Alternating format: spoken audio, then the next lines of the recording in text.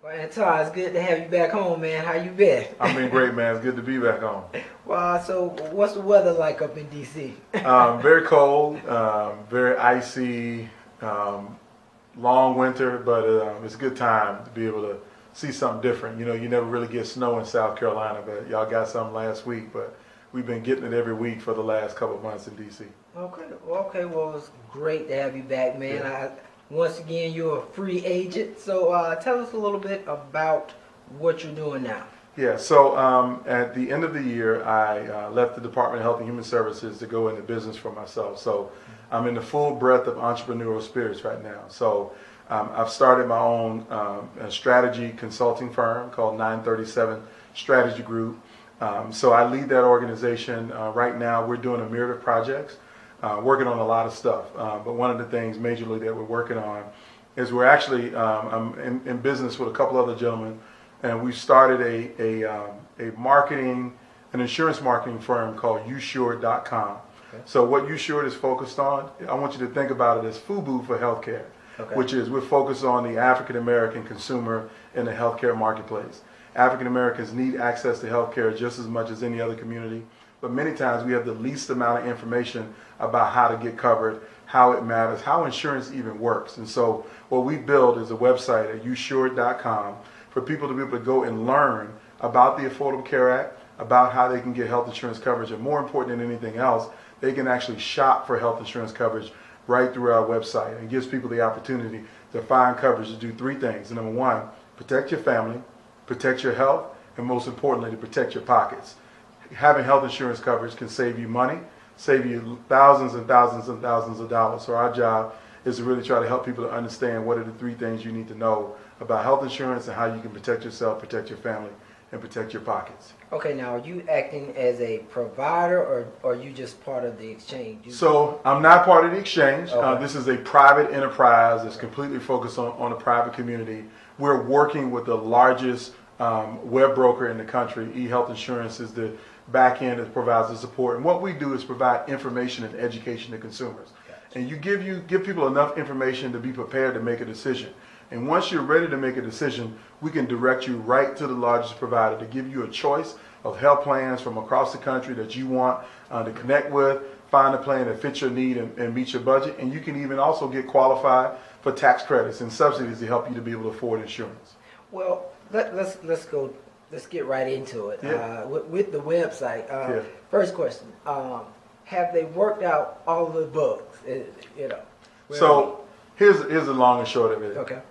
Every website always has bugs. I mean, Amazon.com has been up for 10 years, and there's still bugs on Amazon.com. BestBuy.com, all kinds of websites will always still have something that needs to be fixed. But I can tell you that the consumer shopping experience at healthcare.gov is fine now. There are millions of people who are getting enrolled in coverage. We heard an announcement earlier this week, or last week, should I say, that there are over 3 million people who've enrolled in coverage. That's a good thing. So people can go to healthcare.gov and get information. They can also go to usured.com and get information to be able to make a decision.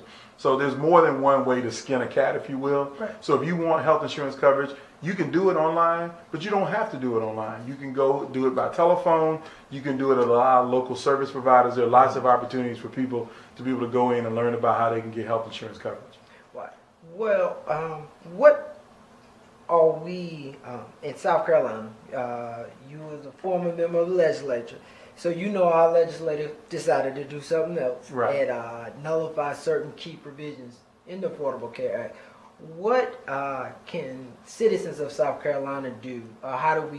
What's the workaround for that? So the bottom line is the Affordable Care Act is an opportunity to provide millions of Americans who don't have any kind of coverage whatsoever the opportunity to buy private health insurance coverage. Okay, all of those people can go to usured.com. They can go to healthcare.gov and they can enroll in coverage. That's what they can do right now.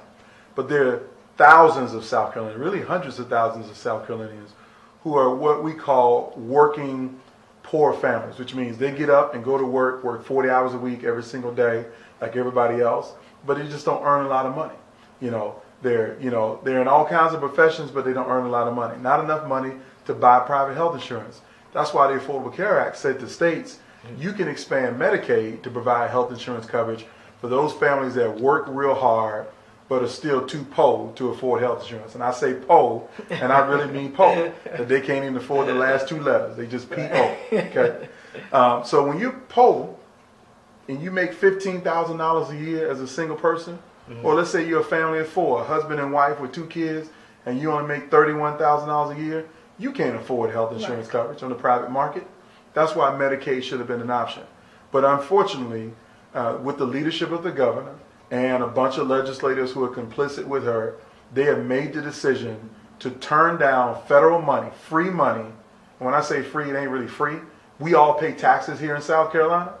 That's our tax dollars that we letting go to other states that want to expand Medicaid, and we're not asking for those dollars back. So the leaders of this state have made a decision to deny the opportunity for working families to get health insurance coverage to take care of their families. And so what I encourage people to do is the same thing that I encouraged them to do before I was a legislator and while I was a legislator. You need to be calling your member of the House and your member of the Senate and say, I think it's irresponsible and unconscionable that we're allowing people who are working hard, trying to take care of their families, to be denied access to health insurance coverage. And unfortunately, there are some people who will die this year because they didn't have access to health insurance coverage. And they could have had access to health insurance coverage if the state expanded Medicaid. Right. Let me ask this question. First of all, where would one go just to find the marketplace? Is that the website or? Yeah, so the marketplace, just think about it in a virtual sense. It's like a virtual marketplace, if you will, which a search engine for health insurance, if you will. So you can go to healthcare.gov, which is a search engine that will help you to understand what plans are available to help you to buy insurance. It's no different than you went to Carfax.com if you went shopping for a car, or you went to BestBuy.com or Amazon.com to buy something. You can go there and search for what you want, and once you find it, you can pick it and you can pay for it. That's what you can do with healthcare.gov. That's what you can do with the website that I'm developing with my team, usure.com. You can go there and search for a plan, pick a plan, and find one that makes sense for you. So those are the things that are available for people right now. And you can do it online, but there's also ways to do it offline. There's a lot of people who don't want to go and do it over the internet. They want to do it by phone. So they can call 1-800-318-2596, and that'll send them to the 24-hour, 7-day-a-week call center. There are customer service representatives 24 hours a day, 7 days a week, actually helping people to enroll in coverage over the phone. And then the last way I like to tell people is that some people don't want to do it online, they don't want to do it on phone, but they may want to sit down and talk with a person face-to-face, one-on-one. So you have insurance brokers that'll help you to enroll in coverage. They know about the marketplace. You can go to local community health centers. So if you were in Columbia, you can go to Eau Claire Cooperative Clinics, and there's somebody there that's helping people to enroll in coverage. If you were in Charleston, you can go to Franklin C. Feder Community Health Center, and there's somebody there helping you to enroll in coverage. And so you can go in and sit down with someone face-to-face and learn how to get enrolled in coverage. Okay. Let me ask this question. What if I live in South Carolina and I drive to Charlotte every day for work? Which health exchange should I enroll in? You should always go to the state in which you live in. So wherever your address is, whatever your home address is, wherever you pay taxes, when you file your income tax return, if your address is South Carolina, you should go to the marketplace to shop for South Carolina. If you lived in North Carolina, then you should definitely do it in those states, or whatever state you live in, wherever your address is, if you will, on your driver's license. Okay. So. I got this question last week sometime. There are a lot of poor families in South Carolina. And a lot of these health care plans require that you have a bank account or a debit card. So there are a lot of citizens without bank accounts, without debit cards. How then do they apply for these exchanges? So that's a great point and question. One of the things I can tell you, when I was at HHS and we were writing the proposed rules about how we would allow people to have access to the marketplace, one of the things we told insurance plans that you cannot discriminate against your customers, which means if some customers have bank accounts and other customers don't, you can't make an unfair decision to only do business with the people who have bank accounts and not do business with people who don't have bank accounts. We also came back later with a second proposed rule that says insurance plans should be willing to take all forms of payment from their customers. So that's cash, that's a money order, that's a check, that's a debit card, that's a credit card, that's a bank account, whatever way you want to make that payment. We are encouraging them to do that because, again, we realize that that's a lot of people. The company Jackson Hewitt, which is a tax preparer, they basically know what people's incomes are. And based upon their research, 27% of everybody that could be eligible for a tax credit under the Affordable Care Act don't have a bank account. They're unbanked. Right. So you're talking millions of people who don't have bank accounts. But we are starting to see more people who utilize debit cards. Like some people, if you work at Lowe's, they give you your paycheck on a debit card. They don't give you a paper check anymore. They don't do automatic deposit. They actually give you a debit card that every pay period they reload your paycheck onto those cards, and you can use that to make payment. There are also other providers. There's some banks now who are working to provide a payment solution for people to be able to help them to be able to get health insurance coverage and use a prepaid reloadable debit card as an opportunity. So there are lots of ways people can pay, but it's up to the insurance company to work that out with you. So if you go through the marketplace and enroll in coverage and you don't have a bank account, call that insurance company and say, I don't have a bank account. They'll tell you the best way to get that payment to them. Okay, let me ask this. Where are we with the, this question deals with the rollout. Early on in the game, when the town hall meetings were discussed, Republicans led the charge. They were all over the news. When the rollout occurred, with the problems with the website, it seemed like the administration, once again, was not winning the PR war. And so public confidence in the Affordable Care Act is real low right now. Mm-hmm. So where are the commercials? Where are the town hall meetings now? Yeah. So that's a good question. One of the things that I like to try to point out to people when I get that same question, you're right. The administration didn't do the best job possible when it came to messaging and talking about this. But you have to remember that for 75 years, everybody knew something was wrong with the healthcare system. And there was almost universal agreement that we needed to fix something, that we needed to change it. And the moment that President Obama came with a plan to say we need to reform healthcare, there were billions of dollars spent to undermine the confidence in our ability to do that. That was before we even had a law. So those town hall meetings that you're talking about in 2009, we didn't even have the Affordable Care Act then. It was just being debated and discussed. But you had people spending millions of dollars to put people on buses and drive them to Washington, D.C. So we know it wasn't a community movement, because if you're in the community, you know, how many people in the community can organize 900 buses to come from across the country to go to Washington, D.C.? There's some big money behind it somewhere. So there was a large attack on the Affordable Care Act before it became law. Then when it became law, that attack continued. But here's the difference. The government doesn't have the ability to be a propaganda agency. That's what a lot of people like to pretend, that government is all about propaganda.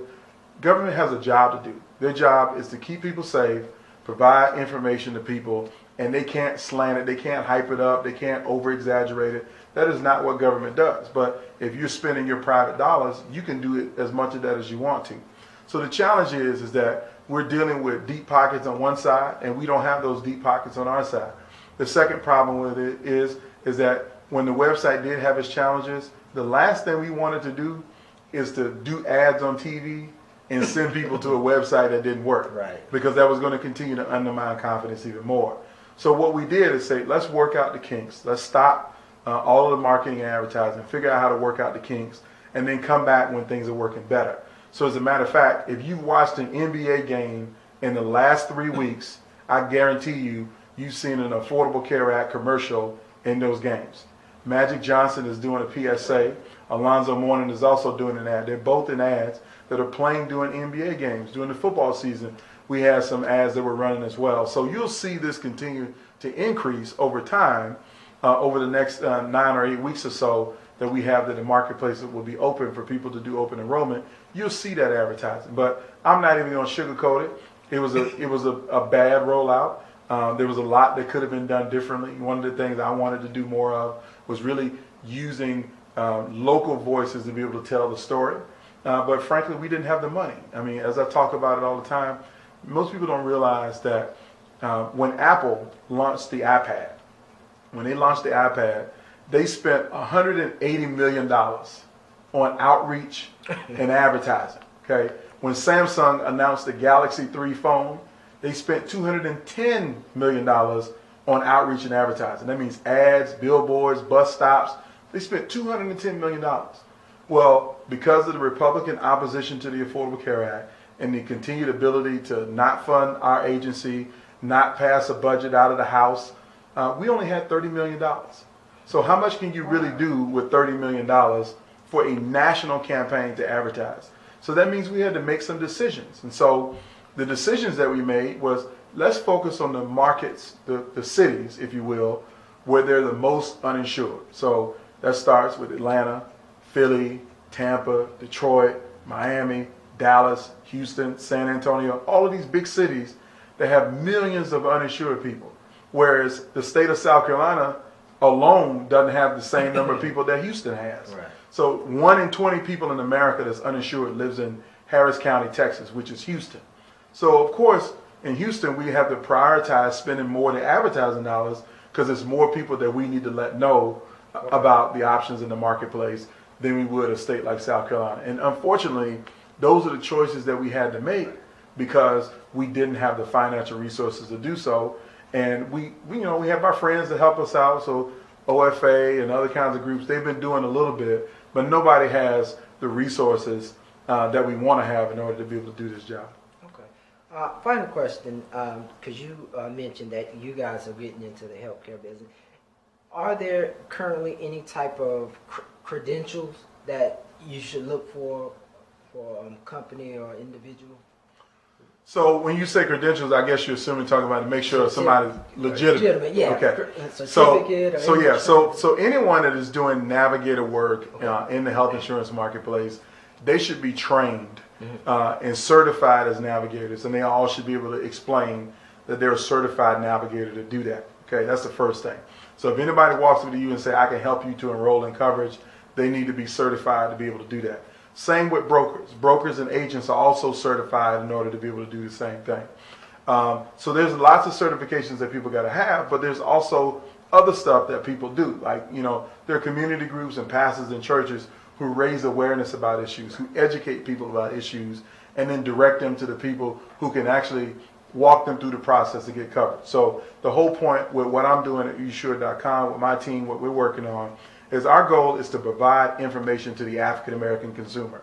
It is focused on African Americans. It speaks to African Americans. It looks like African Americans. You see nothing but black and brown faces on our website because we want to make sure that we talk to the folks who are closest to us, and that our friends and our family. And the need of having health coverage is so great in the African American community. So what you have is 3 African American entrepreneurs who decided, hey, we need to reach our friends, our family, our brothers and sisters with information about healthcare, because most of them have no idea what Obamacare is. And people are still saying, hey, am I going to go to jail if I don't have health insurance at the end of the month? And somebody needs to demystify that.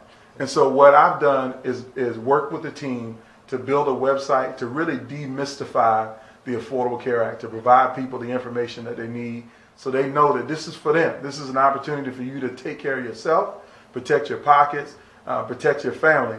And then when you're ready to make that decision, we'll connect you with someone who's qualified, trained, and certified to help you to be able to enroll in coverage. Well, thanks, Anton. Thank you, man. It's been a pleasure, man. It's always great to see you, Michael. All right. Take care now. Thank you.